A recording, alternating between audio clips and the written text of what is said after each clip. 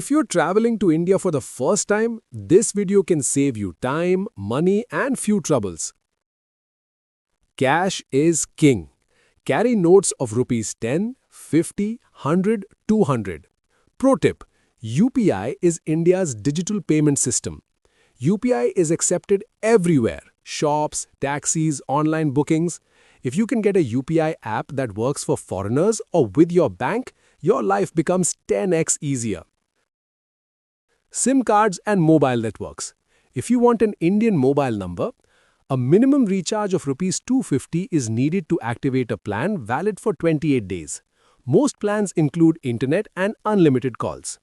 If you get a SIM card at airport or shop, don't leave until the service starts. Try a phone call to check. Taxi, bike and tuktuk apps. Rapido, Uber, Ola, Bharat Taxi. At airports and train stations, online taxi pickup zones are usually within 500 meters.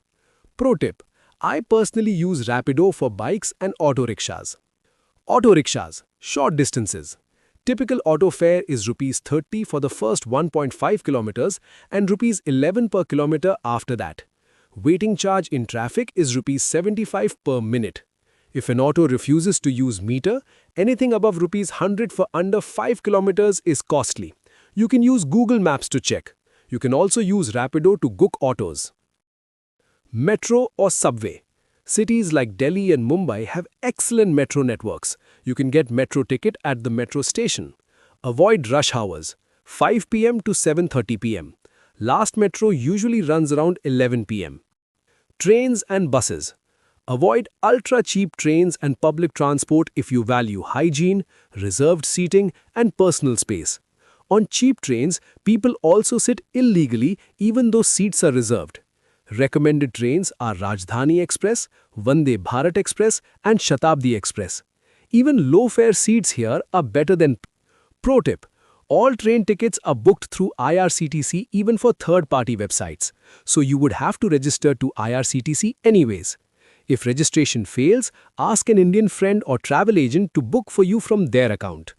Foreign travelers recommend Ease My Trip website for easy payment with unrecognized foreign cards or payment methods. Buses.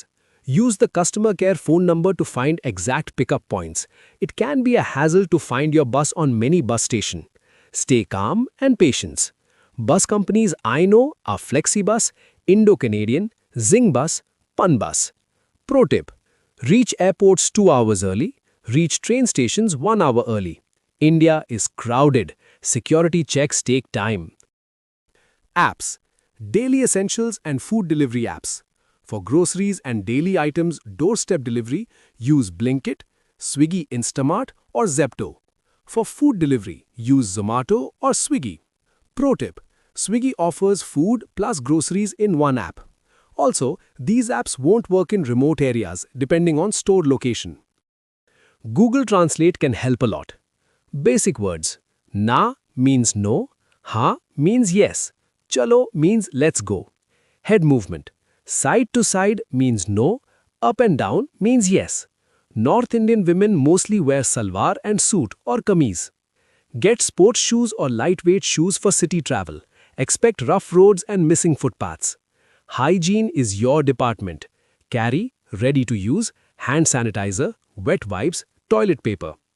Optional but helpful: soap, sanitizer spray, toilet seat covers, hand towel. Learn to use Indian toilets for hygiene purpose. Basically, you should know how to squat and get up without any support. Medicines and health. 1. Carry probiotics and basic antibiotics. 2. Almost all medicines are available at local chemists. You can describe symptoms and they may recommend medicine. Social behavior and staring. Staring is just normal curiosity. Ignore it, but stay alert. Don't argue or react aggressively. Don't engage unnecessarily, especially with the beggars or pushy shopkeepers. They are just finding you as an easy target. Beggars can be persistent. Don't stop or engage too much. If a seller acts rude during bargaining, it's often an act. Stay calm, stick to your price, walk away if needed. India rewards patience, curiosity, and flexibility. Most locals and citizens are friendly and helpful.